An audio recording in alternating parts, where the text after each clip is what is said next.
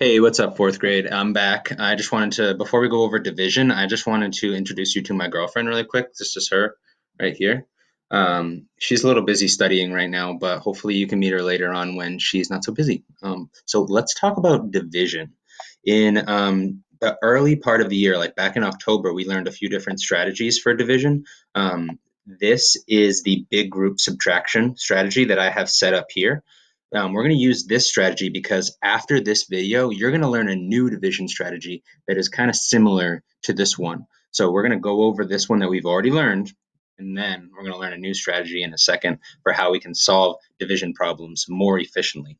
Remember, that's probably the most important thing to remember when you're solving problems using this strategy, because if you're not efficient, if you have like a lot of small steps, then you're probably going to make a mistake because there's a lot of dividing, multiplying, and subtracting going on here. We want to try to keep that to like as few steps as possible. So I think I'm going to be able to solve this problem in 3 steps, and hopefully you can do something close to that when you're solving problems like this on your own. You should probably aim for like 3 or 4 steps at most.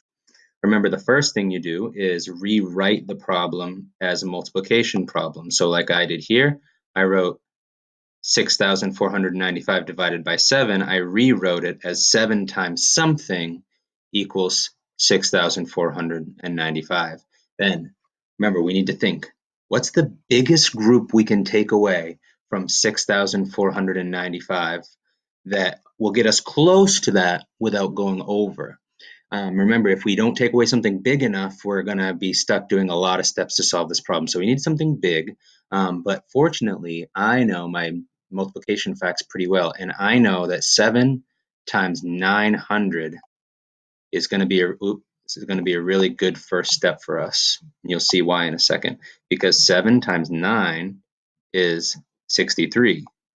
So 7 times 900 is 6,300.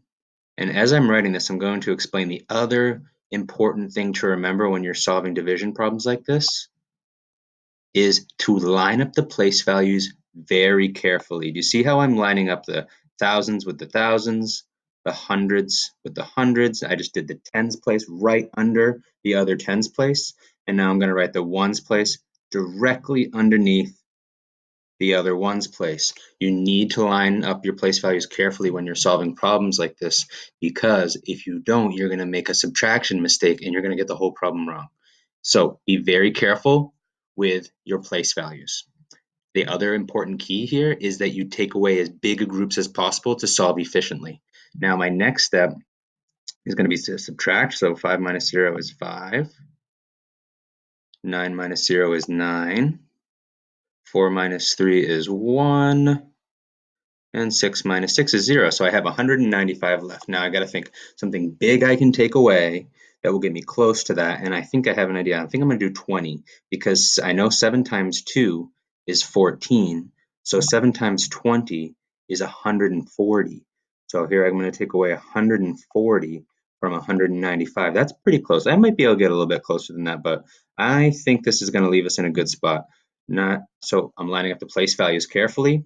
195 minus 140, 5 there, and 5 here. 1 minus 1 is 0, so I have 55 left. So I think I have one more step here. 7 times, let's think. Well, 7 times 8 is 56. I can't do that because 56 is more than 55. So I have to do 7 times 7, which is 49. And 55 minus 49 leaves us with 6. Remember, sometimes you're going to have remainders when you solve problems like this. In fact, today you're going to have a lot of remainders. So whatever is left at the end, if you can't take away any more groups of 7, that's your remainder.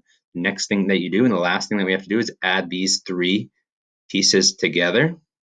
Since I had 3 steps, I have 3 pieces. Add those up and get 927. And then include my remainder in the answer. So I'm going to put an R6. You should get the same answer when you solve it. Even if you used a different strategy, you should still get 927 R6. Remember,